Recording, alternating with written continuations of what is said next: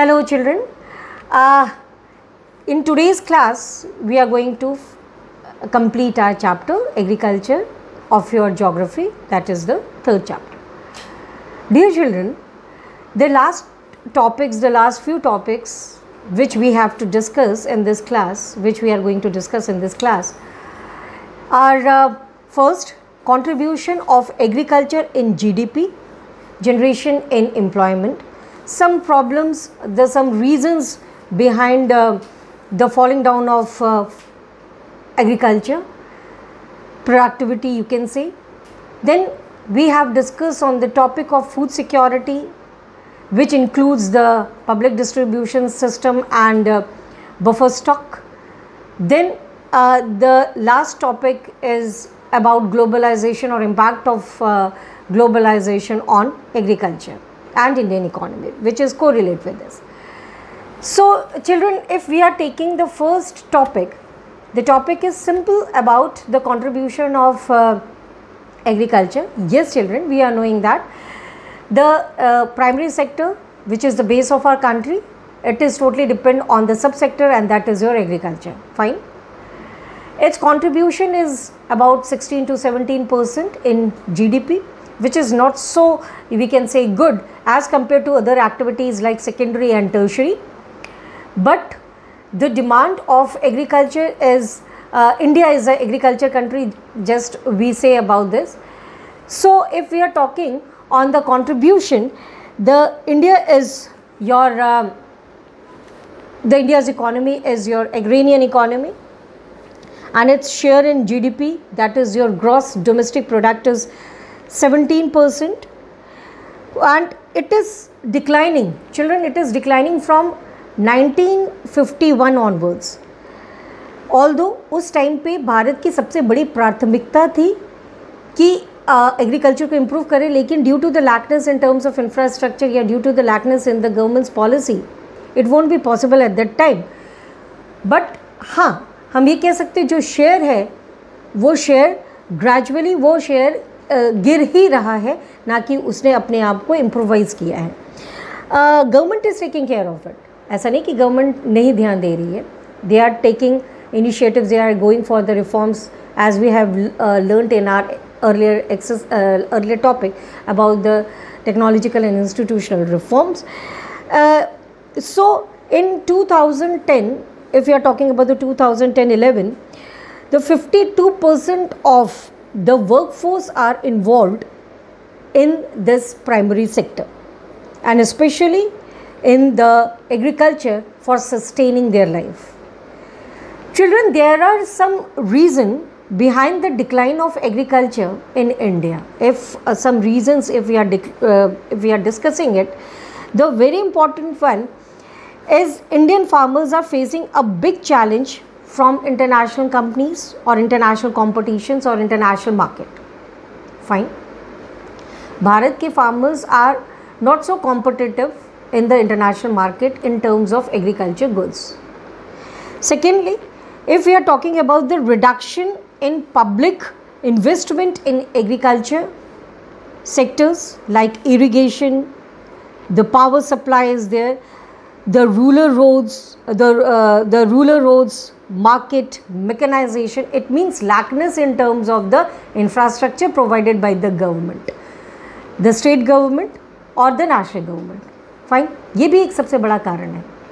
Next, subsidy that are provided by the government on fertilizers is decreased and leading to increase in the cost of production. Then farmers are withdrawing their investment from agriculture. It is also causing a downfall like employment in agriculture. Therefore the farmers does not want their children to employed in this sector. वो farmers नहीं चाहते कि वो अपने बच्चों को farming यानी कि एग्रीकल्चर में एम्प्लॉयड कराएं या एग्रीकल्चर प्रैक्टिसिंग को बढ़ावा देते हैं. So we can say there is a occupational mobility arising in this the mobility in occupation you can say are arising in this particular sector कि किसान नहीं चाह रहा है कि उसका बच्चा भी कृषक बने या किसान बने। बहुत सारी प्रॉब्लम्स हैं, बहुत सारे लैकनेस है इन terms of infrastructure, you can say decline in terms of land holdings also, the improper policies made by the government. जो MSP है, they are not getting that MSP in a proper manner. Lack of money, lack of capital, you can say the farmers are not cope up with the natural disasters. All these are the factors behind the farmers to put themselves into the pathetic situation. First, they are facing the challenges, they are facing the problems, and on the other hand, the agriculture sector is declining day by day. So these all are the collective, you can say, reasons behind the share of decline, in terms of agriculture in India. The second topic that we are discussing is on the food security. Beta, in class 9th you have gone through with the food security in your chapter of economics. So अगर हम इसको थोड़ा सा बात करें तो there are the two important aspects here, that is Food Corporation of India, their role, their policy, and a second is about the public distribution system, that is PDS. Fine. Why we need a food security in India, and who secures who the organization or the agencies behind to secure the food, or to secure the food for the citizen of a country. So if we are talking on the phase that food is a basic need of all its citizen, and every citizen have a right to get at least 2 meals per day, nutritive value उनको मिलना चाहिए. That is, you can say, the right of every citizen of a country. But ऐसा होता नहीं है, खासकर अगर हम भारत के परिप्रेक्ष्य में देखें, क्योंकि the large number of people are poor, they are below poverty line. They are the BPL, although they are having the ration cards and all, but they are not able to get the food or the nutritive food on the regular basis. Students, if we are talking on the food security of India, food is essential commodity for the survival of every individual, you can say, and this is the duty of a government to provide food, provide food at its nutritive value to every citizen at affordable price. So this system is very, very important, or you can say this duty is important from the side of the government. So in particular section we are dealing with the PCI, that is the role of public distribution, FCI, that is the role of Food Corporation of India, and the PDS, that is called as your public distribution system. The government of India, for ensuring the food to every citizen of a country, they are assessing the food with the help of the two sections, what we call it as the buffer stock, and another one is called as the public distribution system. So children, in order to ensure the availability of food to all its section of the society, the government ensure the food security to its citizen, which consists of your PDS as well as your buffer stock. Fine. Both you have go through in the chapter 9 economics. You have learned this particular sections. So if I am in a very brief, I am getting with this, that that PDS, it is a program which provides the food grain and other essential commodities to at a very subsidized rate in rural as well as urban area, for assessing the food grain to those, especially the people of below poverty line.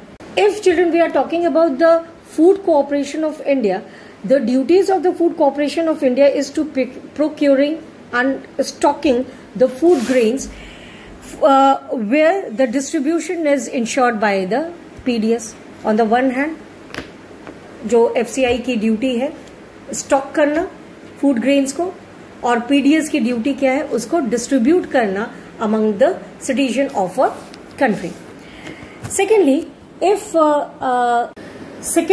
we are talking on the FCI, they procures the food grains from the farmers directly at minimum support price announced by the government. Fine, they are taking up the grains, or you can say the food crops or the crops directly from the farmers. Each district and block can be made self-sufficient in food grains production if government provides proper agricultural infrastructure. This is a correct statement from the side of you can say the economist. अगर government proper agricultural infrastructure provide करती है, एक simple example के साथ, government provide a good roads which connects the farmland to the industries or to the market. तो यहाँ पे अगर एक easily accessible है with the help of the road, or you can say the banking sector is there, or power supply is there, irrigation facilities are provided. So all these are the matter which ensures a proper food security, which ensures, so infrastructure also enhances, you can say, it enhances the food security in India. तो जो decline हो रहा है agriculture, वो जो agriculture में sharing agriculture की है in GDP, that can be improvise if the government put emphasise on the improvement in the agriculture infrastructure. जैसे हम लोगों ने रिफॉर्म्स में पढ़ा कि by setting up the Grameen banks, the Grameen banks can give the loan to the farmers at a very low cost, you can say at a very low interest rate. So all these are the matter in front of upgrading the agriculture scenario in our country. The second last topic that we are dealing in today's class is about the impact of globalization. Beta, globalization is a process of interlinking the countries.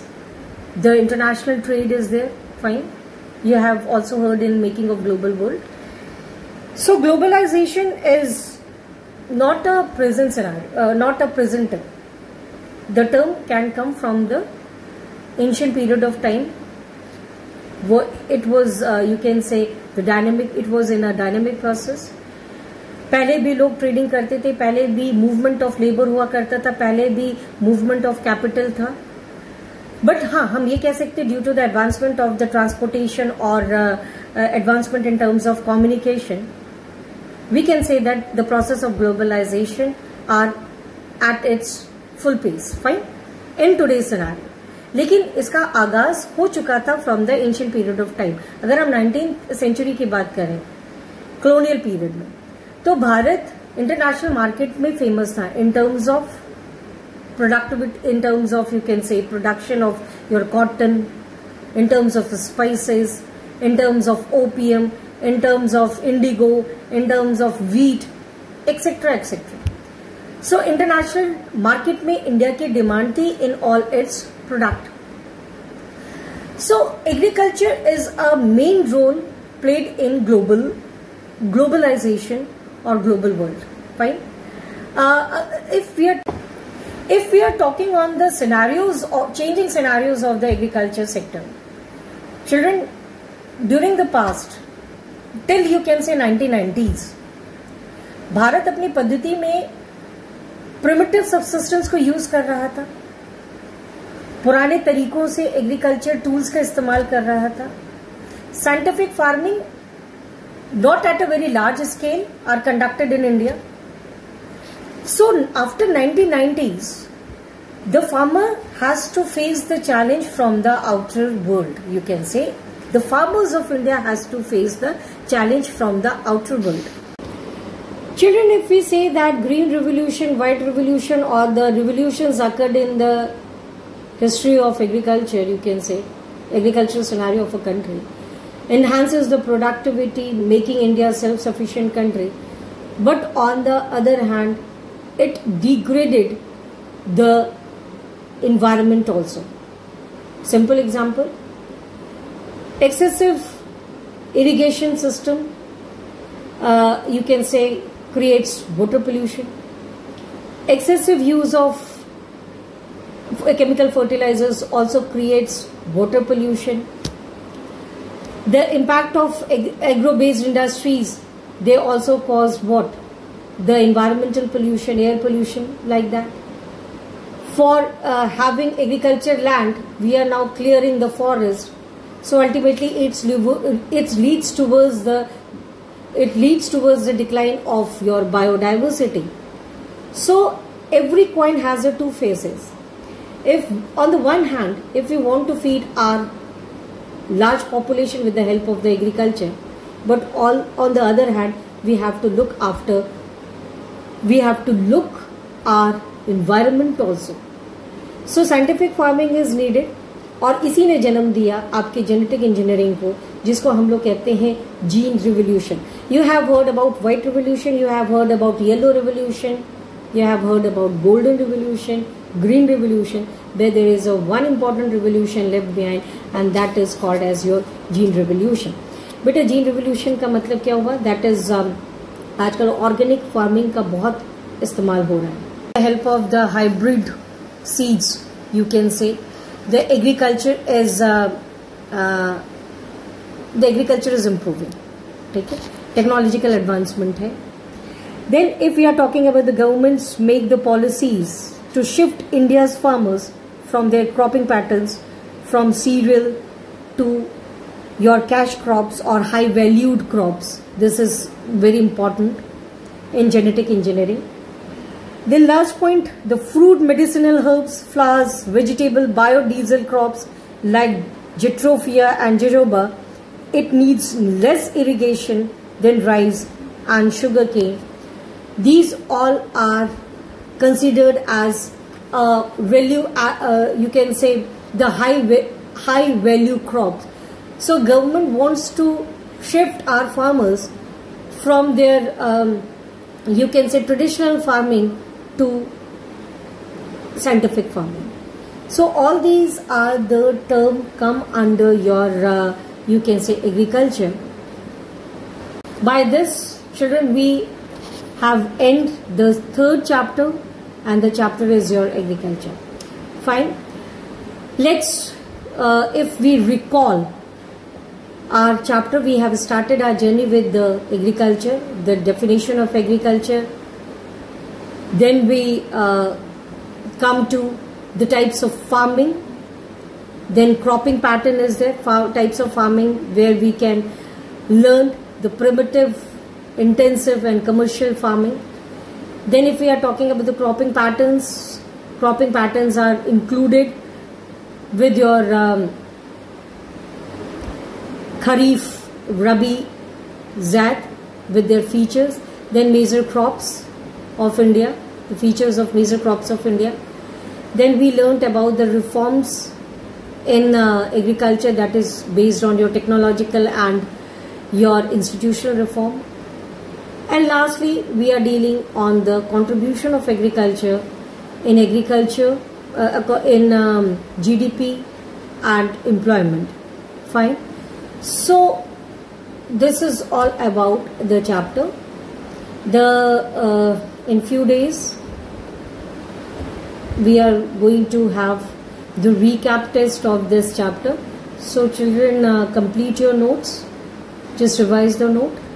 I am giving you already the chapter of your NCERT as a study material. So go ahead and learn it. Fine. Till then, children, take care. Bye bye.